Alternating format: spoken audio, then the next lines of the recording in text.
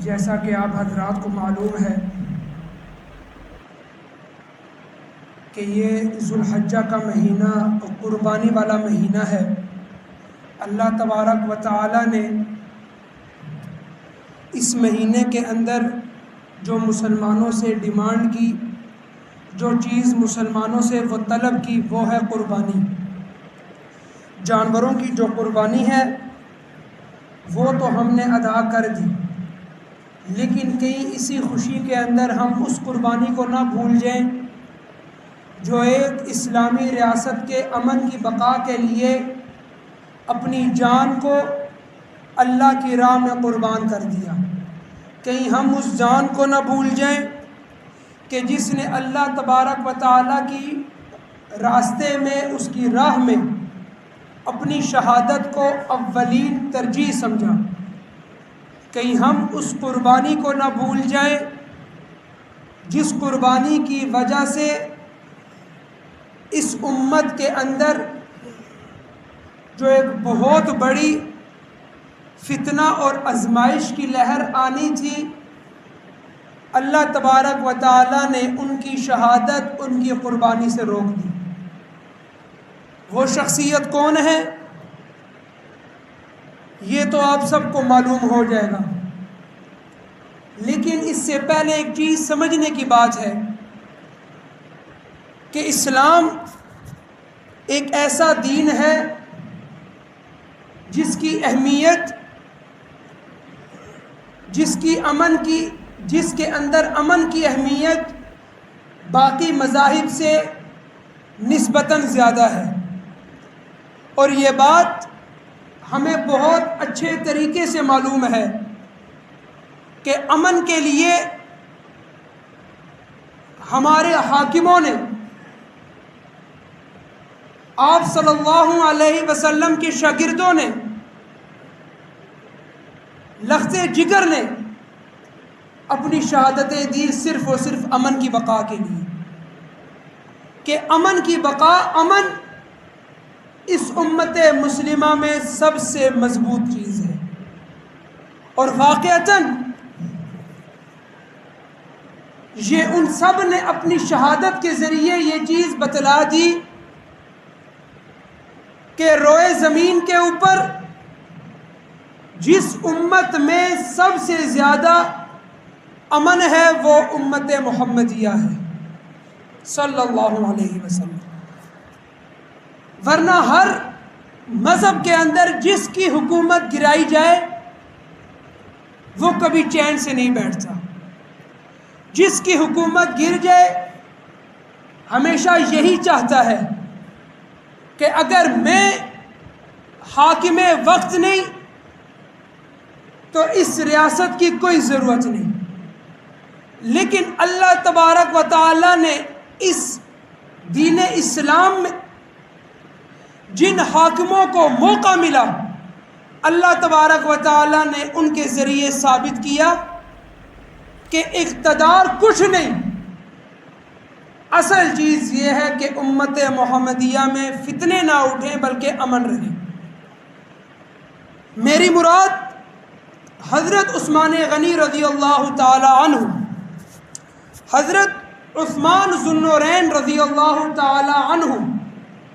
یہ وہ شخصیت ہیں جو حاکم وقت ہے لیکن اس کے اوپر محاصرہ ہوا ہے۔ حاکم وقت ہے، بہترین فوج اس شخص کے تابع ہے، لیکن ایک طرف تعلیم نبی کریم صلی اللہ علیہ وسلم کی دی ہوئی ہے، اقتدار کچھ بھی نہیں، اور پرورش آپ صلی اللہ علیہ وسلم نے کی ہے، تو پھر وہ کیسے خون ریزی کو امن کے اوپر لے آئے، بلکہ امن کو آخری حد تک رکھا۔ ولادت میں آپ صلی اللہ علیہ وسلم اور حضرت عثمان بن عفان رضی اللہ تعالی عنہ، ایک طرف ایک نبی ایک طرف ایک شہید، ان دونوں کی نام و نسب جا کر 5ویں سلسلے میں 5ویں پشت پر جا کے مل جاتا ہے عبد مناف پر۔ محمد بن عبداللہ بن عبد المطلب بن ہاشم بن عبد مناف۔ اسی طرح عثمان بن عفان بن ابی العاص بن امیہ بن عبد الشمس، پھر آگے بن عبد مناف۔ 5ویں پشت پر جا کر حضرت عثمان بن عفان رضی اللہ تعالیٰ عنہ اور ادھر حضرت محمد مصطفیٰ صلی اللہ علیہ وسلم جا کر مل جاتی ہے۔ وہاں سے پھر اوپر دونوں کا نسب ایک ہی ہے۔ اب اس کے بعد اسی طرح حضرت عثمان بن عفان رضی اللہ تعالیٰ عنہ کی جو والدہ ہیں وہ عروہ بنت قریظ، یہ جا کر نبی کریم صلی اللہ علیہ وسلم کی والد کی یعنی کہ حضرت عبداللہ کی سکی پھپھو لگتی ہیں، یعنی اتنا وہ قریبی رشتہ حضرت عثمان بن عفان رضی اللہ تعالیٰ عنہ کے ساتھ ہے، اتنا قریبی رشتہ۔ لیکن ہم سب کو ایک بہت بڑی غلط فہمی کے اندر مبتلا کیا گیا ہے، وہ یہ کہ نعوذ باللہ ایسا ہم سوچ بھی نہیں سکتے کہ حضرت عثمان بن عفان رضی اللہ تعالیٰ عنہ کا دور حکومت کچھ بھی نہیں، انہوں نے اپنے دور حکومت میں اپنے خاندان کو پروموٹ کیا۔ اگر تاریخی اوراق میں یہ لے کر ہمیں جاتے ہیں تو پھر ہمیں یہی معلوم ہوتا ہے کہ جس پر امت مسلمہ متفق ہے کہ حضرت عثمان بن عفان رضی اللہ تعالی عنہ کا دور حکومت چاروں خلفاء میں سب سے زیادہ ہے، 12 سال دور حکومت رہا ہے۔ ابو بکر صدیق رضی اللہ تعالی عنہ کا 2 سال، حضرت عمر فاروق رضی اللہ تعالی عنہ کا 10 سال، حضرت عثمان بن عفان رضی اللہ تعالی عنہ کا 12 سال دور حکومت رہا ہے، اور پھر حضرت علی رضی اللہ تعالیٰ عنہ کا 5 سال دور حکومت رہا ہے۔ اور مسلمانوں کی آخری فتوحات یعنی کہ خلفائے راشدین نے ایک باب کھولا حضرت ابو بکر صدیق نے فتوحات کا، پھر ایک باب کھلا حضرت عمر فاروق رضی اللہ تعالیٰ عنہ کا، لیکن جو سب سے اہم باب اور یورپین ممالک میں جس بندے نے فتوحات کا باب کھولا وہ حضرت عثمان بن عفان رضی اللہ تعالیٰ عنہ۔ یہ آذربائیجان،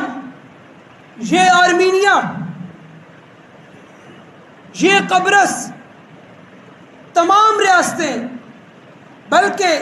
آپ کے بلوچستان مکران تک حضرت عثمان بن عفان رضی اللہ تعالیٰ عنہ نے اپنے دور حکومت میں فوجیں بھیجی فتوحات کے لیے۔ آپ رضی اللہ تعالیٰ عنہ کا پاکیزہ بچپن سنیے کہ خود کنز العمال میں حضرت سیدنا عثمان غنی رضی اللہ تعالیٰ عنہ خود فرماتے ہیں کہ میں نے زمانہ جاہلیت میں نہ کبھی چوری کی، نہ کبھی میں نے شراب کو پیا، اور نہ میں کبھی زنا کے قریب گیا۔ یعنی اتنے پاک باز شخص تھے کہ ابھی زمانہ اسلام یعنی کہ اسلام میں داخل نہیں ہوئے، ابھی زمانہ جاہلیت میں تھے، اور اس معاشرے کے اندر تھے جس معاشرے میں یہ تمام چیزیں عام تھیں۔ اس معاشرے میں رہتے ہوئے بھی حضرت عثمان غنی رضی اللہ تعالیٰ عنہ کبھی بھی اس طرح کی چیزوں کے پاس نہیں گئے۔ اور پھر طبقات ابن سعد میں ان کا حلیہ مبارک بڑا ہی خوبصورت بیان کیا گیا ہے۔ اور قبول اسلام میں اکثر محدثین اور مورخین نے اس بات پر متفق اپنے آپ کو کیا ہے تمام تاریخ اور احادیث کو دیکھ کر کہ حضرت عثمان غنی رضی اللہ تعالیٰ عنہ نے محاصرے کے ایام میں کہا کہ میں اسلام قبول کرنے والوں میں سے میرا چوتھا نمبر ہے، یعنی کہ اولین لوگوں میں سے ہیں، سابقین ہیں، مسابقت لے گئے، فتح مکہ سے بہت پہلے ہی اسلام کو قبول کر لیا، اور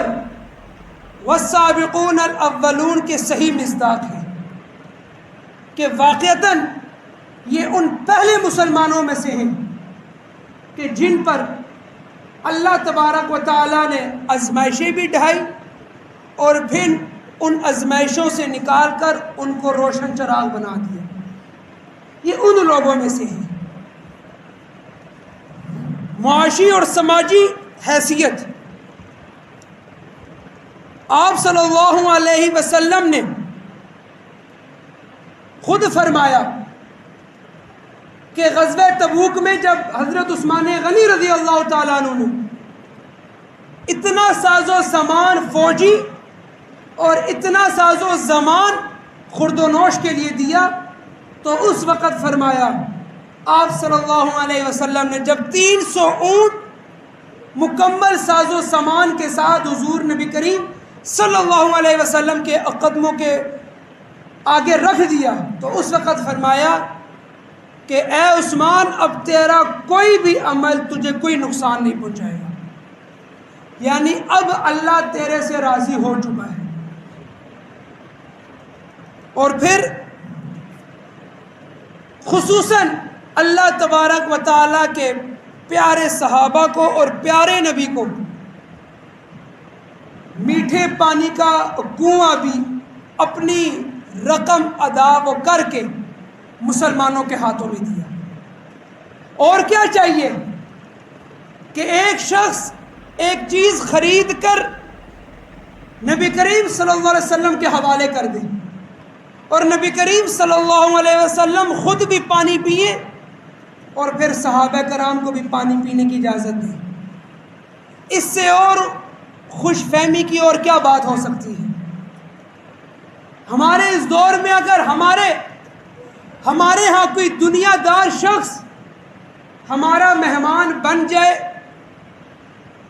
تو ہم شادیانے بجاتے ہیں، لیکن نبی کریم صلی اللہ علیہ وسلم کو اتنی خوشی ہوئی کہ مدینہ میں نبی کریم صلی اللہ علیہ وسلم کی جو ایک اندر کی تمنا تھی کہ یہ کنواں ان مسلمانوں کو مل جائے، وہ کنواں حضرت عثمان بن عفان رضی اللہ تعالیٰ عنہ نے خود رقم ادا کی اور مسلمانوں کے حوالے کر دیا۔ پھر حضرت عثمان غنی رضی اللہ تعالیٰ عنہ کے نکاح میں اپنی دونوں بیٹیاں نبی کریم صلی اللہ علیہ وسلم نے دی، اور اس چیز پر کبھی یہ چیز نہیں کی کہ مجھ سے غلطی ہوئی، بلکہ احادیث اس کے اور ہیں کہ اگر میری 40 بیٹیاں بھی ہوتی تو وہ میں عثمان غنی رضی اللہ تعالیٰ عنہ کے نکاح میں دیتا۔ اس سے اور بڑی سعادت کیا ہو سکتی ہے؟ اور پھر ایک حدیث میں حضرت علی رضی اللہ تعالیٰ عنہ چھڑی کے ساتھ زمین کو اکریتے ہوئے حضرت عثمان غنی رضی اللہ تعالیٰ عنہ کا ذکر خیر فرما رہے تھے، یعنی کہ ایک ہاتھ میں چھڑی تھی اور زمین کے اوپر مارتے ہوئے آ رہے تھے، اور ساتھ ہی حضرت عثمان غنی رضی اللہ تعالیٰ عنہ کی بار بار وہ تعریفیں کر رہے تھے، اور تعریفات میں انہوں نے ایک آیت تلاوت فرمائی، اعوذ باللہ من الشیطان الرجیم، ان الذین سبقت لہم من الحسنى اولئک عنہا مبعدون، یہ وہ لوگ ہیں جن کے لیے نیکیاں سبقت کر چکی، وہی لوگ جہنم سے دور ہو چکے ہیں،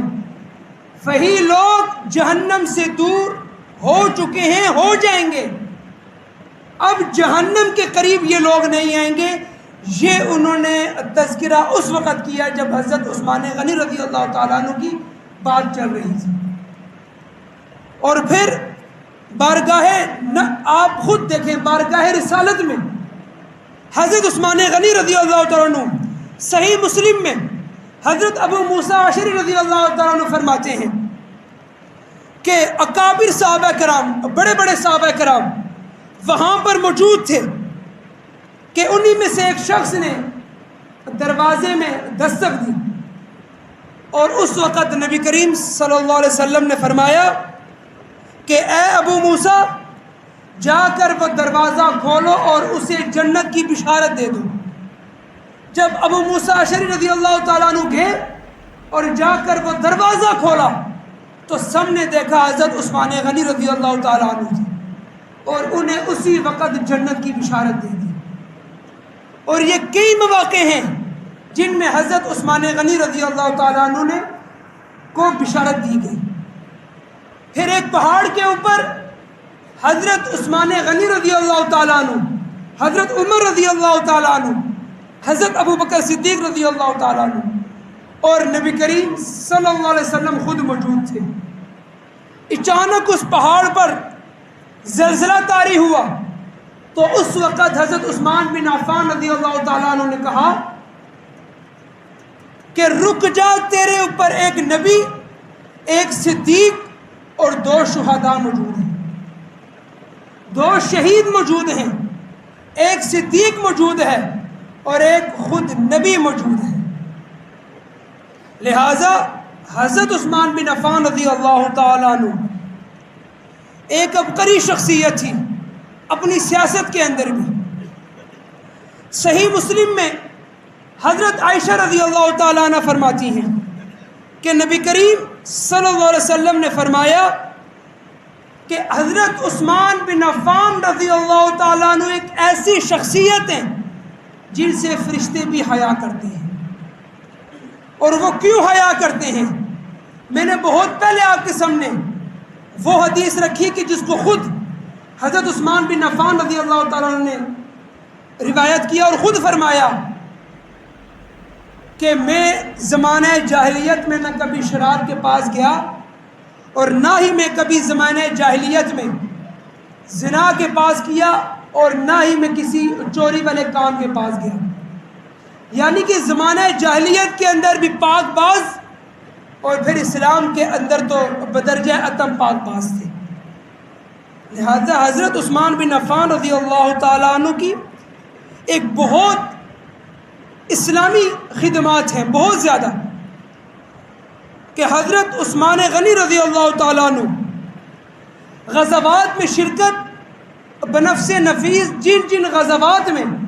حضرت عثمان غنی رضی اللہ تعالیٰ عنہ شریک تھے ان میں آپ صلی اللہ علیہ وسلم بھی شریک تھے. اور ایک غزوہ بدر کے موقع کے اوپر جب نبی کریم صلی اللہ علیہ وسلم کی بیٹی اور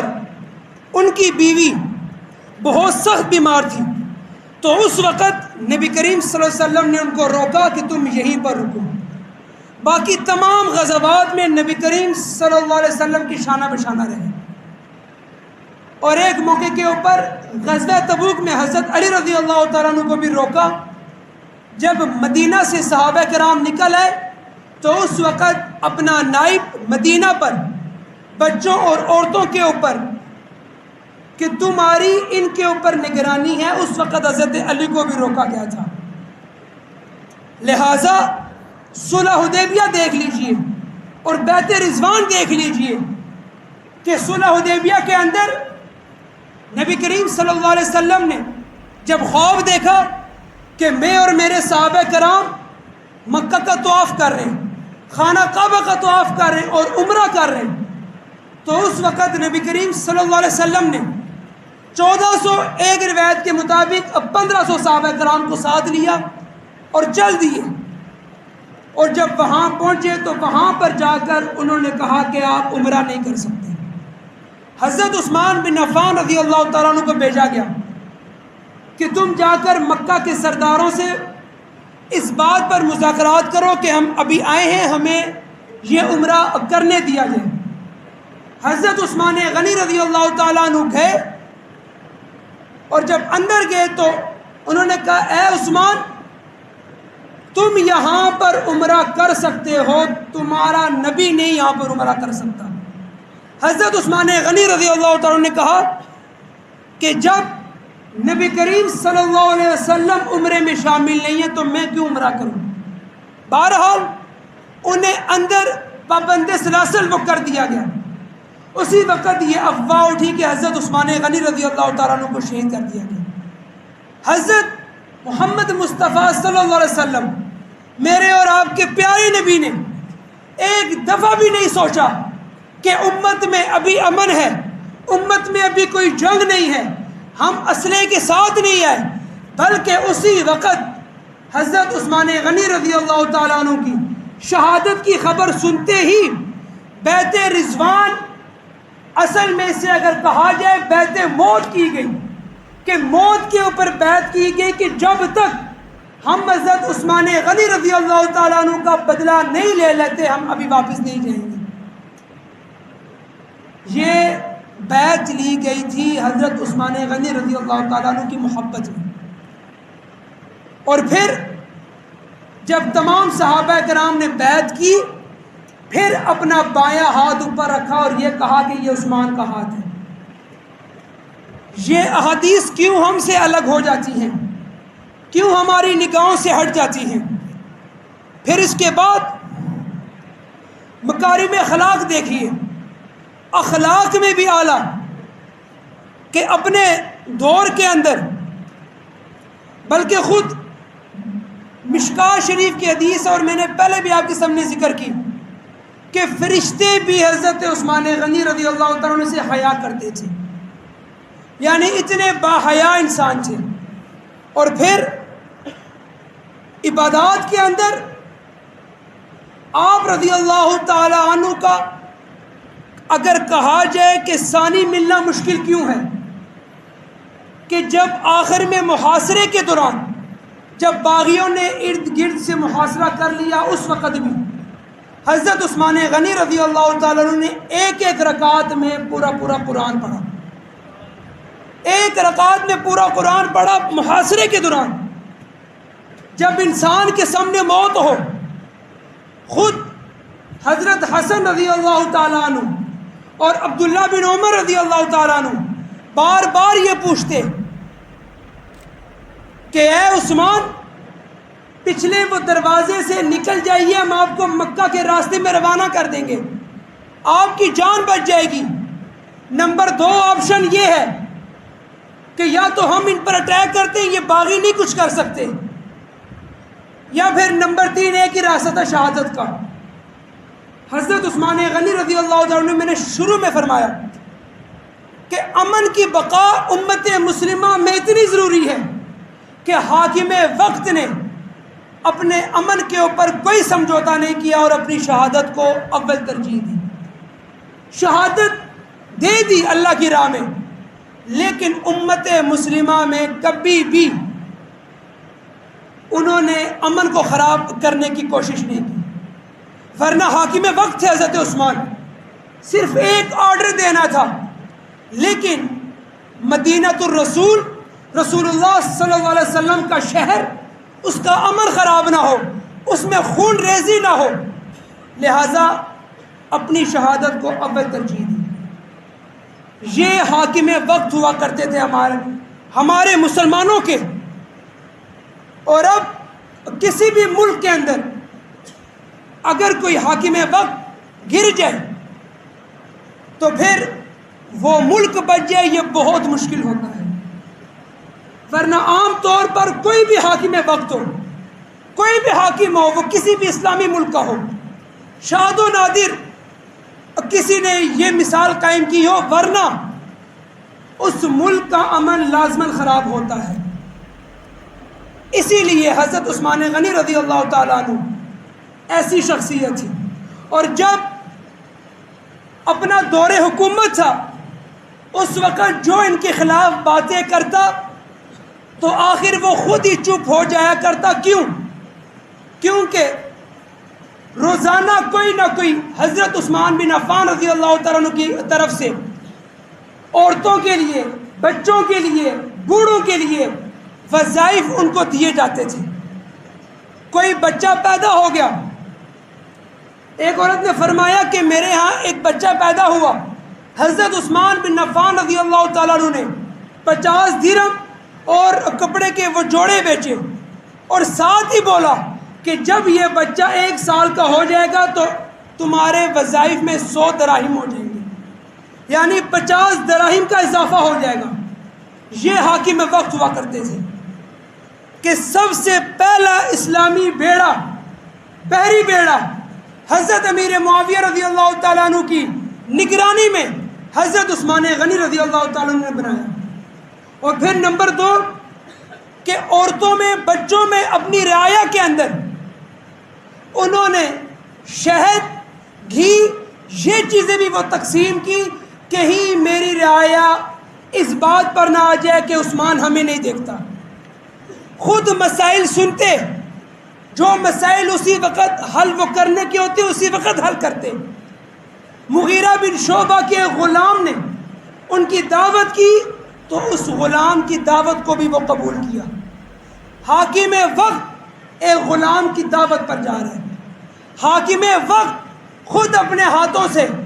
لوگوں کو وظائف دے رہے ہیں، اور حاکم وقت خود مکران، بلوچستان تک اور قبرص، آرمینیا، آذربائیجان تک اپنی فوجیں داخل کر چکا ہے۔ یہ وہ سیاستدان اور یہ وہ سیاسی عبقری شخصیت تھی کہ جس نے نہ اپنے لوگوں کا امن خراب کیا اور اپنی سول، فوجی اور عدالتوں کو انہوں نے ہمیشہ عدل و انصاف کے ساتھ آزاد رکھا۔